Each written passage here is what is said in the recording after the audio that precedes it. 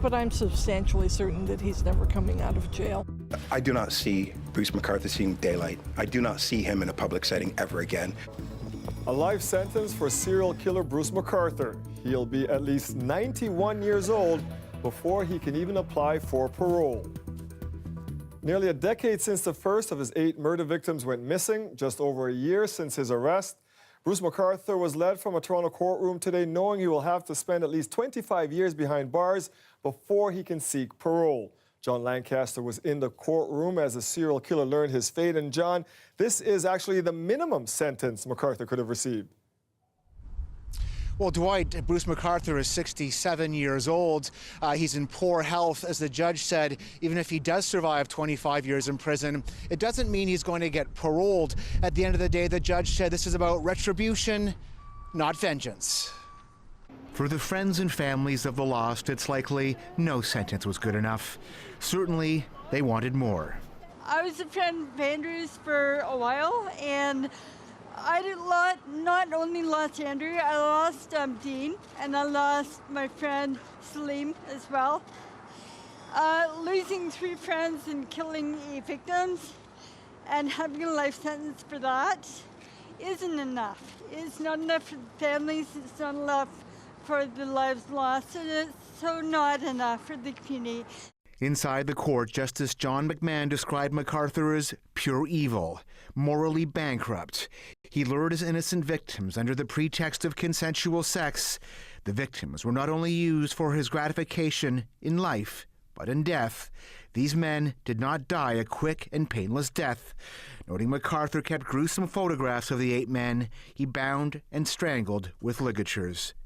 He scattered their remains in a garbage bin and flower planters at this home where McArthur had worked as a landscaper. The judge also noted some of the men were targeted because they were vulnerable, like Karushna Kanagaratnam, who went underground after his refugee application was denied. His family still doesn't know how McArthur came into contact with him. He only came here to save his life, but he's not with him, not with them. So they feel how it's happened. No, nobody know, no answer. Because they said the serial killer, he didn't say anything about that, so they don't know. The court heard the crimes have devastated many in Toronto's LGBTQ community. After all, McArthur stalked them for 7 years. Finally, he was linked to this fan that was spotted picking up the 8th victim, Andrew Kinsman, in the summer of 2017. These are unique and horrific events, and they stick with people for a long time. I think we will have to work hard and work affirmatively to regain the sense of security we feel in our community, the sense of trust we have in one another, but we've got to do that work. For his part, McArthur made no apologies. He's remorseless, said the judge, and would have killed a 9th man who was found confined in McArthur's apartment when police burst through his door. Friends and family say they were also upset at the sentence because if McArthur does survive 25 years in prison and he does apply for parole, well, then they'll have to deal with him once again, something they just don't want to do. Reporting live outside the University Avenue courts, I'm John Lancaster. All right, thank you for this, John. Now, the chief of police says he stands by the investigation into McArthur, an investigation that has drawn a lot of criticism and prompted a review into how the police handle missing persons cases. Ali Shiasan joins us live from the Church and Wellesley neighborhood today.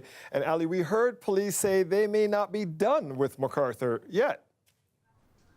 That's right, Dwight. As Bruce McArthur starts his life sentence, the Toronto Police Major Crimes Unit will continue to look at cold cases for any potential links to the now convicted killer. The sentencing may have happened today, but there are still lots of unanswered questions and unfinished business. It's still a life sentence. The only difference is the parole eligibility. And as Justice McMahon said, he can't imagine a parole board ever letting Mr. McArthur out, even if by some fluke he lives to the age of 91. We don't expect to see Mr. McArthur in public again. We're satisfied with the sentence. McArthur's sentencing bookends the long, gruesome serial killer investigation, but questions still linger about how long it took to arrest him. We knew something stunk. And we did everything we could to find it, and we just didn't. Especially considering MacArthur was arrested in 2016 for an attempted choking incident. Toronto police officer Paul Gauthier is facing disciplinary action for his release. MacArthur would go on to commit 2 more murders. It wasn't until late January of last year when we had that tangible connection. As the primary investigator, I support the chief. Detective Dave Dickinson cracked the case thanks to one of the murder victims themselves, Andrew Kinsman. He left the name of his killer on his calendar. Kinsman was last seen alive on June 26, 2017. When police searched his apartment for clues, they saw the name Bruce written on his calendar on that date. Police believe MacArthur killed Kinsman the night the two drove off in MacArthur's red van. When MacArthur was arrested in January, police found a man who went by the name of John bound to the bed in imminent danger. I don't want to talk about John for his privacy. We acted, we did what we were trained to do, and it worked out. Among the things we may never know. Again, we do not know where the dismemberments took place. Police don't know whether his victims were dismembered in his van, inside his apartment, or at the Leaside home where he stored his landscaping equipment. That could suggest the man behind bars wasn't talking much. The conversations that I've had with Bruce MacArthur, I want to keep private right now. I will continue to strive to bring answers and closure to some of the questions that people have. The public inquiry into how the Toronto police conduct missing persons cases is also ongoing. And now that this case is out of the courts, the committee in charge of that review will try to get that investigation into their scope. And of course, there is that ongoing work to repair the relationship between the police and the Church and Wellesley community here, which, despite all of this darkness, continues to shine bright in pride. Dwight. Thank you, Ali. Bruce MacArthur killed 8 men over a decade. Alexandre Bissonnette took 6 lives within minutes.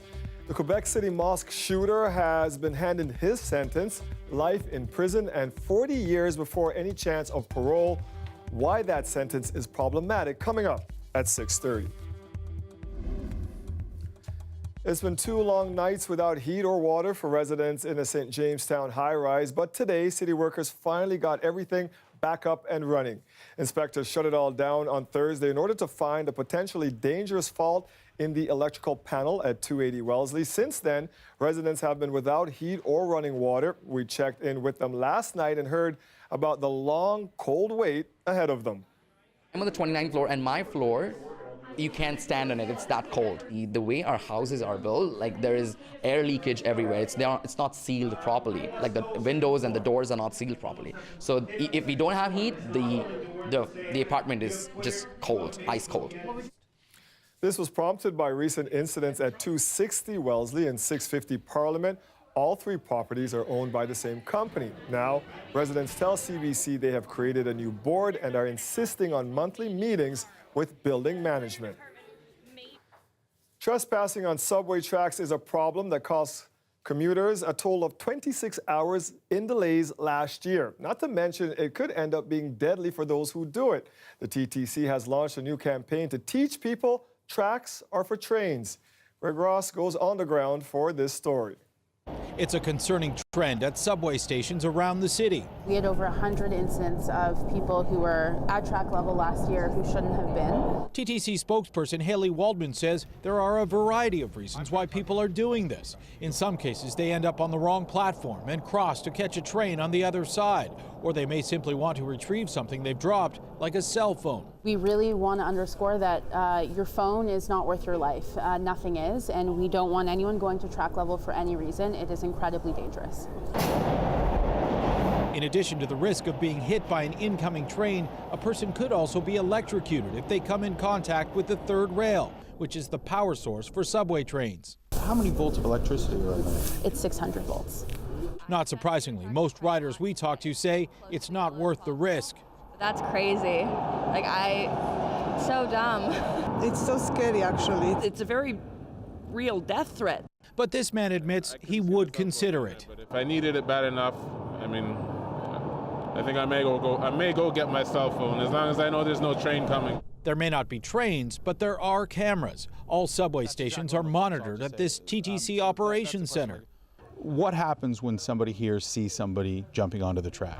Yeah, so in that case, we need to cut traction power immediately. That means that the subway trains stop wherever they are in the tunnels. That means that there's a number of backup traffic. There are a lot of customers who are inconvenienced. Last year, there were more than 26 hours of delays caused by people jumping onto the track. 2 years ago, this Toronto man walked onto TTC tracks while trying to make a viral video, but it cost him in the end. He was charged and fined. There are fines up to $5,000 that customers who go to track level can face. Waldman says if a person does drop something on the track, they should ask a staff member for help. She says there are intercoms on every platform that connect directly to TTC staff. Greg Ross, CBC News, Toronto. Here in the Beach, this intersection of Queen and Elmer holds a special significance to a certain crossing guard and also dozens of parents and kids. I'm Callie Ricci, and coming up, we'll introduce you to a beloved member of this community. Hey Marie, how are you? All right, high five. Have a great one, guys. A state of emergency tonight for residents of Chatham-Kent. Flooding is taking place in a number of areas due to an ice jam on the Thames River and the failure of a dike. Emergency officials are going door to door notifying residents, look at that, of the possibility of flooding. And we had that here in the city when things warmed up, but the cold is back, Nick. Yeah, it is. And last night I was mentioning, Dwight, that the temperatures were going to peak just after midnight. We didn't quite break a record in the city of Toronto, but just for your information, here's what the temperatures looked like last night at about 1 or 2 in the morning. +5, +6, +7 degrees in some areas across the Golden Horseshoe. Here is what it looks like right now. -8 degrees with the wind chill, though, feels closer to about -17, and the wind's still a real big factor. Now, the cold air coming off of Lake Huron, Georgian Bay, causing lots in the way of scattered snow squalls and snow showers. We've seen that in the GTA. There are snow squall warnings to the north. There's blowing snow advisories here around the Kitchener area, and wind warnings in the areas there in orange. Now, winds at this point gusting close to about 60 kilometers per hour. At some points, though, they are higher than that, and so we've got a special weather statement in effect here, which includes the GTA. It doesn't quite meet the requirements for a wind warning for us, but a special weather statement to advise us about it. -11 degrees through tonight, feels like -20 with the winds slowly petering out by tomorrow afternoon. -4 degrees is a high, but we do have a storm system to talk about on Tuesday. Full details on that coming up in just a bit. Thank you, Nick. You bet. A Toronto community is getting ready to say goodbye to their beloved crossing guard. Paul Bellier has been a staple in the Beach for the last 4 years. Now he's moving on to train a new batch of crossing guards. Talia Ritchie joins him on one of his last days on duty. So this is where it all began. Hey, Grace. Yeah, Grace, how are you? Nice. That was a good one. Hey, cool. All right, high five. Have a great one, guys. I wake up at 5:30 in the morning, and even if I'm tired, I think, I'm going to give the kids a high five. Oh. Oh, yeah, who wants a GoPro high five? Oh, yeah. Knowing that my salutes, my high fives, my hellos makes a difference in their life is just an incredible thing each morning to think of. Best crossing guard, Paul. And tell me about the last 4 years that you've spent as a crossing guard here. It's been a process of meeting people, expanding my repertoire. I never remembered people's names. Now I remember hundreds of people's names. I don't even know how I do it. I haven't even realized the full potential of growth that I've experienced while I've been here. Were you confident in the ability to do this job when you started, or did it surprise you how good you were at it? I didn't know what I was in for. I thought, how hard could it be lifting a stop sign and walking out into traffic? That's not the part that's surprising. The part was opening up, talking to people, creating probably and hopefully permanent friendships out of this. Hard to believe, but I've been a very shy guy. And so you ask anybody here and they're like, Paul, no, he's not shy, he's extroverted. That's what this job has really helped do to me. You too, yeah, buddy. I think we all really appreciate him because he honestly gets to know our kids. It makes me feel safe letting my son now walk home alone, knowing that someone's watching out for him. Oh, it's not my last day yet. I'm here next week, too. Really? Yeah, but thank you. That's incredible. Oh, come on, buddy. We get into an elevator with people, with strangers, and none of us, we all pretend to be busy and look at something else. And that could happen here, too. You could be standing right side by side waiting for the light to turn. Or, as I've learned over the last 4 years, I could turn to them and say something.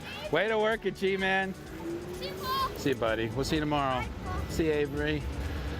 Ben, where's Maddie? Are you going for a play date? Just that act of making that first initial connection with someone else, that's one of the most vital things that I think we can do as citizens.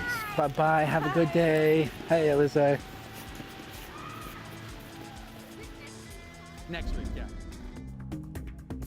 One of the richest men in the world is being blackmailed. How do we know? Well, he's telling us. Jeff Bezos has gone public with his extortion threats, all to expose a tabloid magazine with close ties to President Donald Trump. We'll have that story for you after the break. What does it take for a hacker to take over your telecom account? These days, all they need is your name and phone number. Coming up, how they do it and how to keep yourself safe. Hello, this is Broadcasting. Can I get your first and last name, please? I'm good. My name is Charlesy. It's just psychology. So if you understand how somebody's going to react to something, you can easily manipulate somebody into giving you information.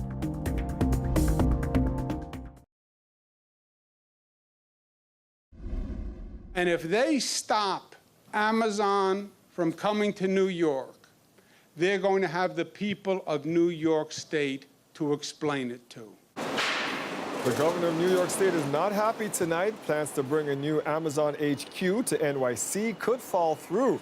The Washington Post is reporting that Amazon is reconsidering building a massive new hub in the city because of pushback from local politicians. There are concerns the new facility, which would employ about 25,000 people, will lead to rent hikes and residents being displaced. Toronto was in the running to host the new HQ, but lost its bid last year. The richest man in the world is accusing the National Enquirer of blackmail and extortion. Jeff Bezos said the tabloid, which has ties to Donald Trump, threatened to publish embarrassing intimate photos, but instead of making a deal, Bezos went public. Lindsay Duncombe has more. This all started last month. The head of Amazon, Jeff Bezos, had just announced he was getting a divorce. The National Enquirer published a cover story with pictures and private messages between Bezos and his new girlfriend. In a blog post, Bezos says he asked his head of security to investigate how the tabloid got the pictures and why it was going after him. He said AMI, which owns the Enquirer, threatened to publish more embarrassing photos if Bezos didn't stop the investigation. He said the company demanded Bezos make a public statement, affirming that they have no knowledge or basis for suggesting AM's coverage was politically motivated or influenced by political forces. Bezos posted the email exchange, including the graphic description of the intimate photos, online, writing, "Any personal embarrassment AMI could cause me takes a back seat because there is a much more important matter involved here. If in my position I can't stand up to this kind of extortion, how many people can?" There is important context here. Bezos owns the Washington Post. Donald Trump has attacked Bezos for the paper's coverage of his presidency.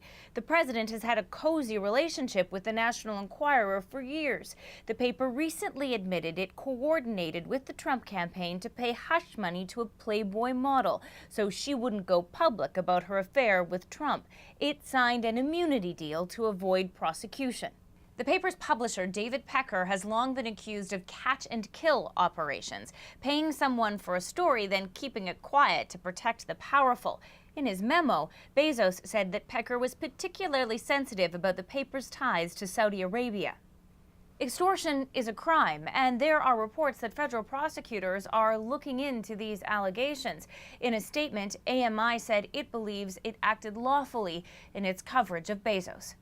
Lindsay Duncombe, CBC News, Washington.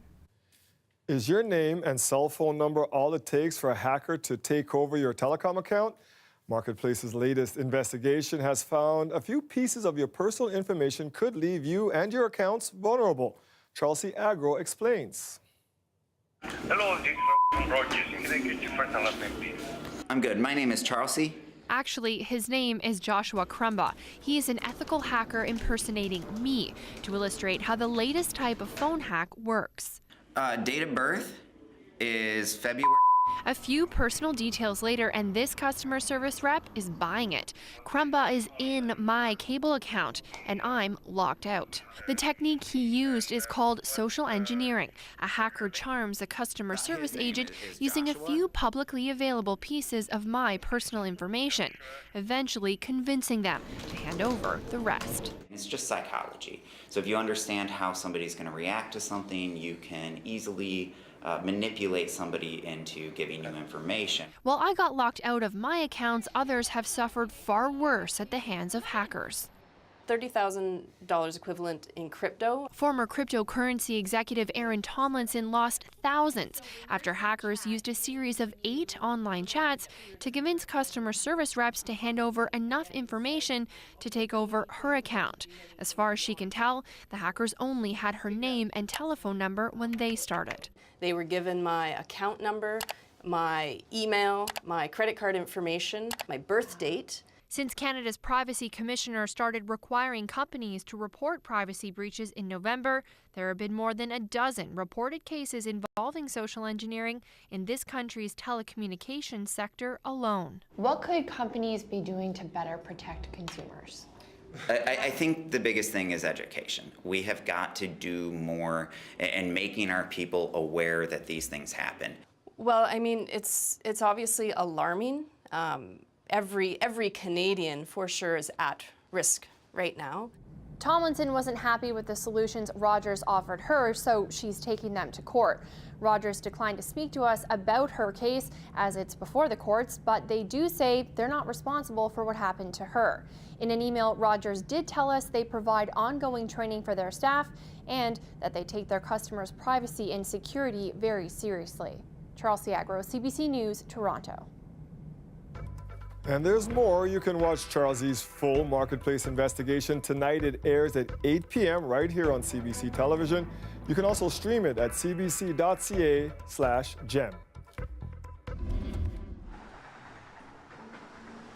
I'm Natalie Nanowski. It's not the first time there was a fatal shooting outside this Toronto nightclub at Queen and Parliament. Residents in the area now say that they're worried. I'll have that story coming up.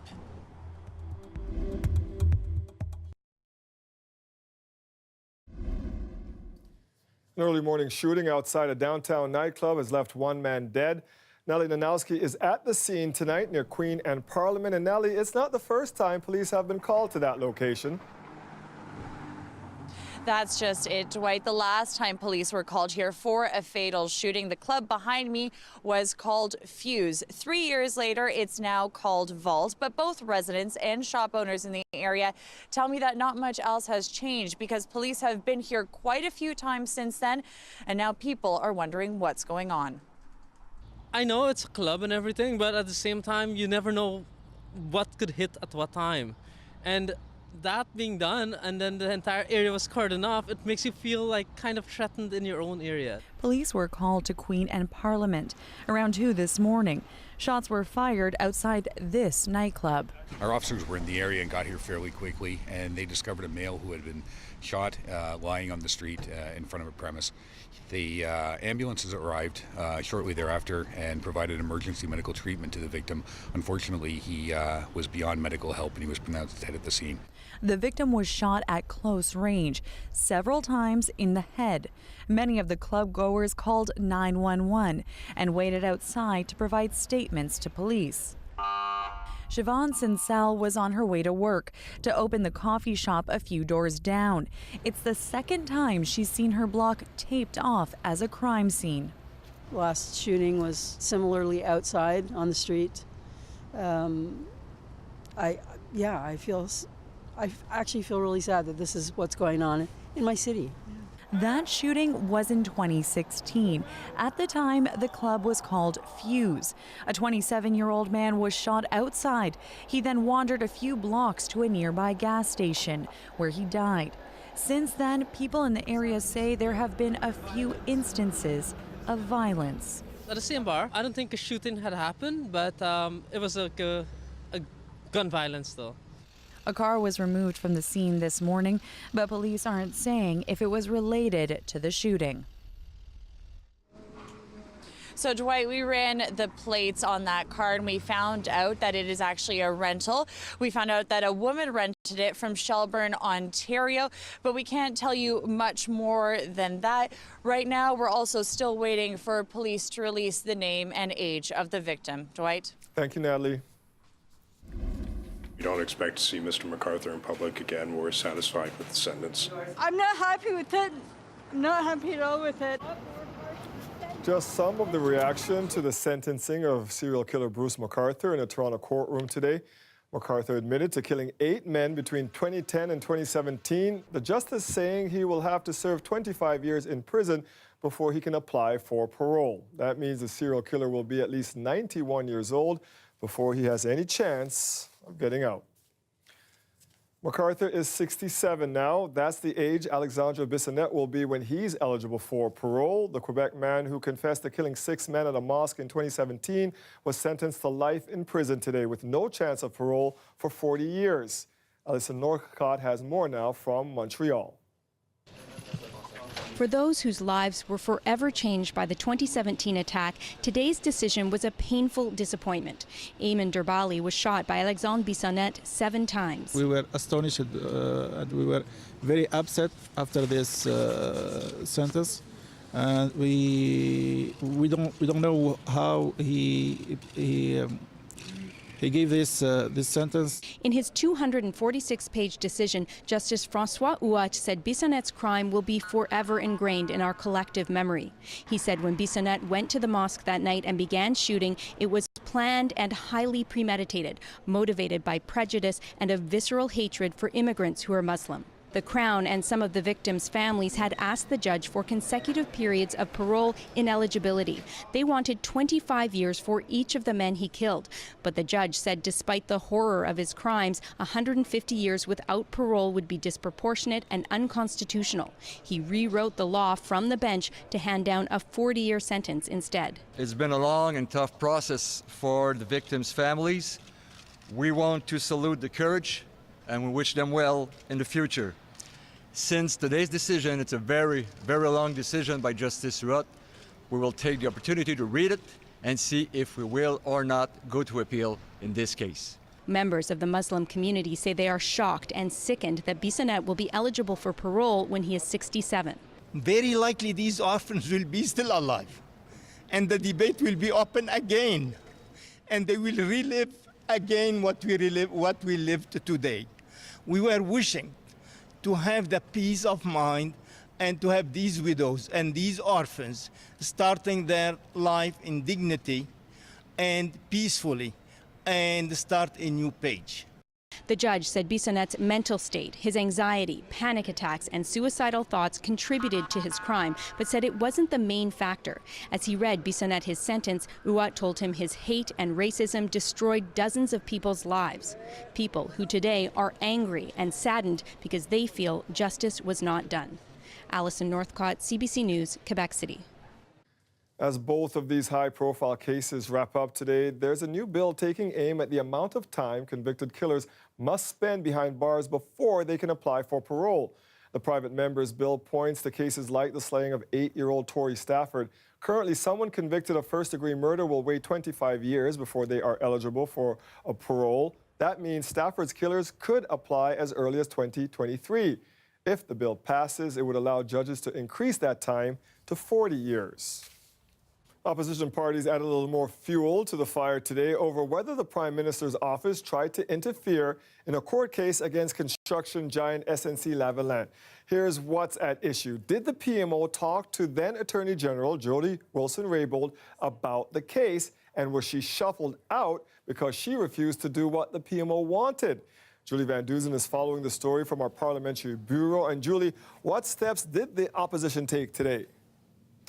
Well, Dwight, they're clearly fanning this. Why? Because they smell blood. So the next step for the opposition is they want an emergency Justice Committee meeting next week, which will be interesting because the House isn't sitting, so MPs will have to fly back for this.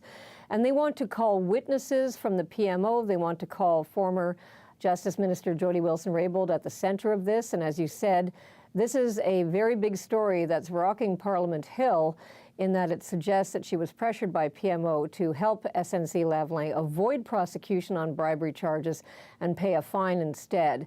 So she issued a statement today saying she can't talk about anything because she has to protect solicitor-client privilege. We do know, though, after all this happened, as you mentioned, she was shuffled from Justice into the Veterans portfolio. The PMO says this story is all wrong, and the opposition isn't buying any of this. So they want more details. Take a listen. This matter strikes at the very heart of our rule of law and calls into serious question the ethics and conduct of those at the highest levels in the Prime Minister's office. Words like Watergate and obstruction of justice are popping right now. It could be a game changer for the next federal election. Okay, we heard it right there. Could be a game changer for the next election. How damaging could this be to the Trudeau government? Yeah, well, that's it, because Quebec is a big province, 78 seats. All the parties are vying for seats there, and certainly the Liberals want to win more. This is a big Quebec-based construction company. It employs thousands of people, and now accusations that the Liberals were trying to give it a soft landing. So it is a little problematic, but certainly the Liberals are trying to put a lid on it. So take a listen.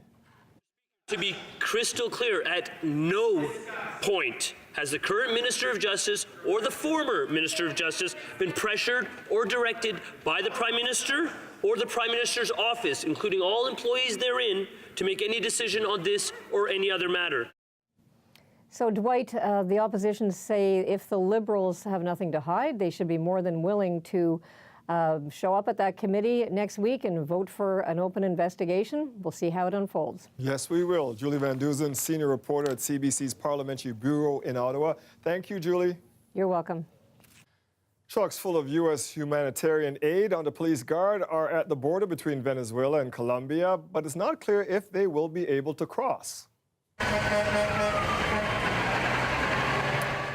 The convoy carrying food and other supplies was organized by self-declared interim President Juan Guaido, but Venezuelan leader Nicolas Maduro had the military block the bridge connecting the two countries. His political opponents say they'll distribute the food anyway.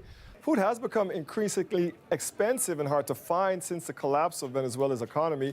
As Adrian Arsenal shows us, as food becomes more scarce in Venezuela, it's being used as leverage. Right now in Venezuela, you'll hear people talk a lot about how political food is. When they do that, they're largely talking about this. This is called CLAP. This is a monthly delivery of food that is made theoretically to people who register for it. They pay about 10 cents for this in the bag, a couple bags of pasta, some oil, 3 kilos of rice, and some cornmeal. A couple things about this. Firstly, not everyone who registers for it seems to get it. People are increasingly telling us that stuff is missing from the bag. So they're no longer seeing black beans or tuna. There's no sugar in here like there usually is. So that makes them very nervous. They really rely on this to eat for the entire month, because if they were to try to get, say, this one bag of pasta in the supermarket, that might cost perhaps $1. That's beyond the financial means of many people here, but also the supermarkets probably aren't going to have it. So they really rely on this. And what is making them nervous right now is that increasingly people are being asked to sign documents before they get these bags. They fear and suspect, and there's some evidence, that those documents are political documents potentially in support of Maduro.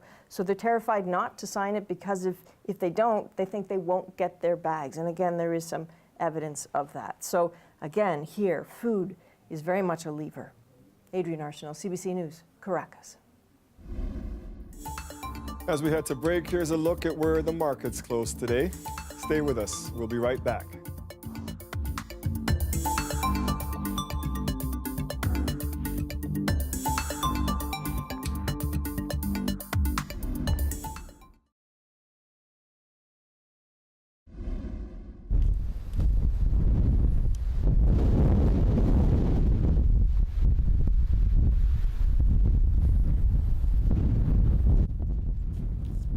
listen and look at that. You have to hold on to your hats today. It was a windy one out there. Toronto was under a special weather statement today with winds gusts of up to 80 k's an hour expected. And Nick, I had an interview this morning in East York, and there was an obstacle course going down the streets because everybody's garbage bins and recycle bins were all over the streets because the wind just blew them in there. Oh, I know, and everybody's got that one corner. You know, I think mine would be Bay and Bloor, I think is where the windiest part of the city is. Absolutely, though, you saw it in the video. We had wind gusts up to about 75 kilometers per hour. Pretty close to that right now. Here's a look at current wind gusts in the area. Toronto reporting a gust of 67 kilometers per hour. That's right now. Now, what has happened over the last 18 hours, really, is temperatures have dropped down to -8 degrees. It was last night that we had our daytime highs around 1 in the morning. So we got -8 degrees for the temperature. You factor in the winds that we've been talking about, wind chills making it feel like about -18, -19 across the Golden Horseshoe, and that's sticking around as we move through the overnight period. What we've also done is we've developed snow squalls, and we've seen on and off snow showers across the GTA through the day today, especially up to the north. There are snow squall warnings in areas along Lake Huron and Georgian Bay, and wind warnings still in effect at this point down around the Niagara region on the north shores of Lake Erie. That's where wind gusts could be up to about 100 kilometers per hour. This area right here that you see in sort of the light blue around Kitchener, that's a blowing snow advisory. Really, with this snowfall and the winds, we're talking about reduced visibilities and in sometimes zero visibility as you're driving along some of the major highways there. And certainly the side roads as well. Special weather statement, as Dwight mentioned, it is still in effect right now for wind gusts up to about 80 kilometers per hour. That's in effect right across the region here. It doesn't make the warning criteria, but it still is an advisory for us.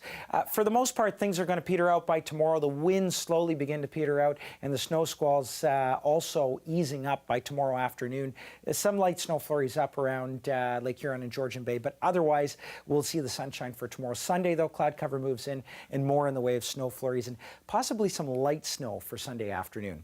Tonight, -11 across the region there with the wind chill. It feels like -20. Tomorrow, -4 degrees around the Golden Horseshoe. Now, through the next 5 days, it gets interesting. We've got a little bit of a break through Saturday and Sunday.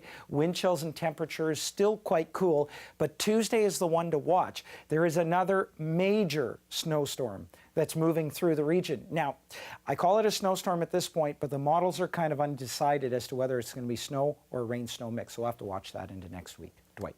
Thanks, Nick. You bet. It's a game of shinny that pits city staff against city councillors, putting political rivalry on the ice. You just stay here and just talk to me for a bit. Okay, guys, go and start. Here I am. Yeah. We are going to take this game. Okay. Because if we don't win, we don't pass the budget. Meritory coach his councillors from the sidelines in the first ever second floor versus city staff shinny challenge. Participants got out from behind their desks, laced up, and hit the ice at Nathan Phillips Square. In the end, the staff won the game 8-3. Come on, councillors, we got to do better than that. Stay with us. We'll be right back.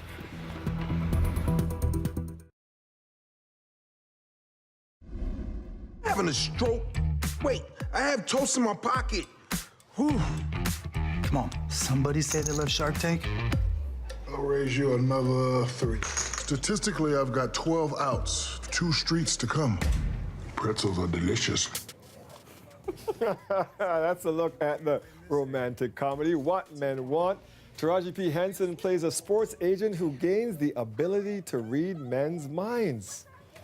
Eli is here to review it for us. This, of course, is a remake of sorts, because I remember this one. Right, Mel Gibson, the year was 2000, and it was What Women Want, but now we have Taraji playing Allie. Now, Allie is a sports agent, but she's having some trouble. She's bouncing off that glass ceiling. She can't get the partnership because the firm that she works at is a bit of a boys' club, and the problem for her is also that she doesn't really play well with others. She's very aggressive. She's kind of getting in her own way, but then what happens is she meets a psychic. There she is, intercepting the promotion. So she gets a special drink from a psychic played by Erica Badu. Take a look. You want to know how to connect with men, right? Well, I can help you open your inner portal. So let's just have some tea. Oh, I don't really like tea. No, have some. she's going to have the tea, and then when she wakes up the next day, she actually has this ability. She can hear what men are thinking. Here is the drive to work where she starts to put it together. I swear on my life I would never say anything disrespectful or inappropriate to you, ever. Which is more than I can say for you. Right there. You just did it. You said more than I can say for you. I heard you say it. But I didn't say it. Holy crap. Can you hear my inner thoughts? I can hear your inner thoughts.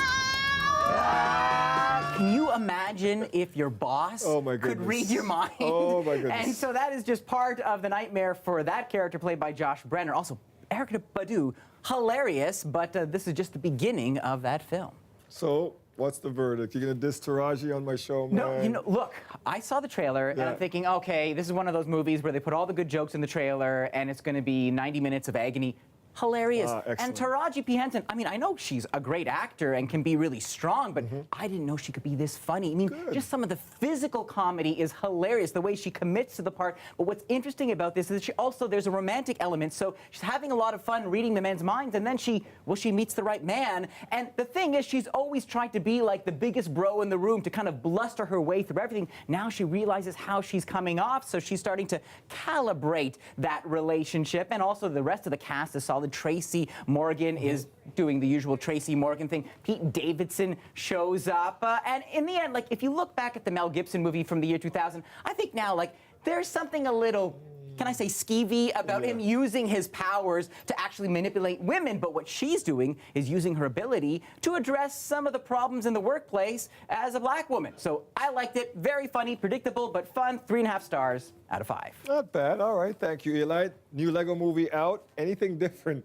this time around? Something for the kids now. Something for the kids. What's different is the apocalypse. So what happens, you remember the end of the last movie, the Duplo monsters arrived, and now anything that is awesome is actually attracting them. So the entire city is destroyed. And then if that wasn't enough, they get this visitor from the Sistar system who kidnaps some of the heroes and brings them off to a new galaxy. It's fun, but I gotta say, while the first Lego movie was dazzling and so inventive, now it's kind of like, oh yeah, it's that thing again. So there is that sense of sameness. We have Emmett, the character voiced by Chris Pratt, actually trying to get a little tougher. But I'll tell you, what really sold me on this is great music, and the end credits do a really cool thing over a Beck song. So in the end, more for the kids than the parents, but I give this 3.5 stars out of 5. I have to admit that I really liked the first one. That's Eli. okay. That's all right. So did I. Thank you, buddy. You're welcome. We're eventually going to have to face the fact you chose right here to become Jason Bourne. Acclaimed British actor Albert Finney has died. He may be best known for playing the heavy in Matt Damon's Bourne identity thrillers or playing opposite Julia Roberts in Erin Brockovich. But Finney had a long and successful career long before Hollywood came calling. He was a stage, television, and movie star in Britain, earning a handful of theater and BAFTA awards, as well as 5 Oscar nominations. He's been called an acting genius and a legend. He memorably turned down a knighthood, saying the British system perpetuated snobbery. He died in London after a short illness. Albert Finney was 82. We'll be right back.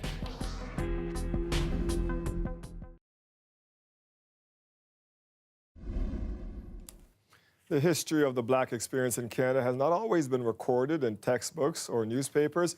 One Toronto professor is hoping to bring some of those stories to light in a new exhibit chronicling the dance history of the country's Black population before the 1970s.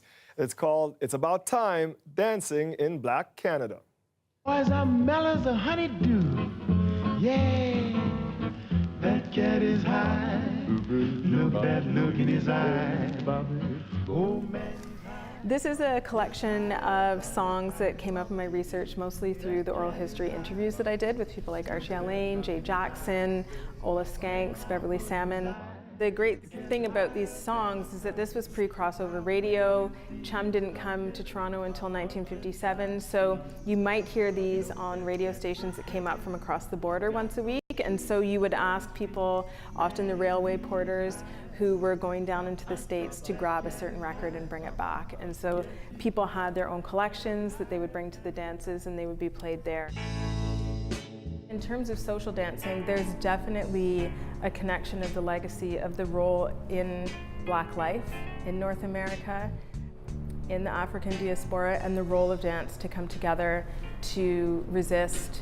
And that legacy has impacted so much of 20th century, 21st century culture and popular culture. If you ask, where were you allowed to dance? And this isn't just about Blackness, but about any cultural or heritage background. You can learn a lot about what that answer is. If you can't dance somewhere, why can't you dance there? Why isn't it safe to dance there? Why isn't it legal to dance there? Who's saying no? And so dancing is about performance and theater and is about coming together, but it's also a history of our bodies and what our bodies are allowed to do and where they aren't allowed to do them, and how who we are and our background and where we come from is intersected with that question. Interesting. You can see more of Dancing in Black Canada, the exhibit, and other great stories from around our city this weekend on Our Toronto with Maribel Tarouk. That's Saturday at 11 a.m. on CBC television and also streaming live at cbc.ca/gem. So we had the wind this morning. We had that nice warm evening that we wasted at like 2 in the morning. Yeah. What's up for the weekend? Mike Wise was saying he was taking his garbage out at that time. Yeah, so he got to enjoy it, but the rest of us were sleeping anyway. Yeah.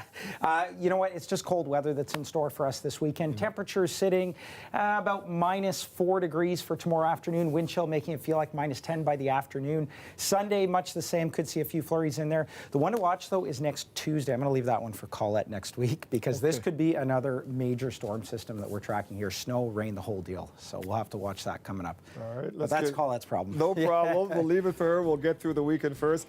I'm off to a special Olympics event tonight. I'm at Witchwood Barns tomorrow, hosting a trivia night, also a fundraiser. You and Little Man going to be running around the town this weekend? Oh, yeah. We'll be there.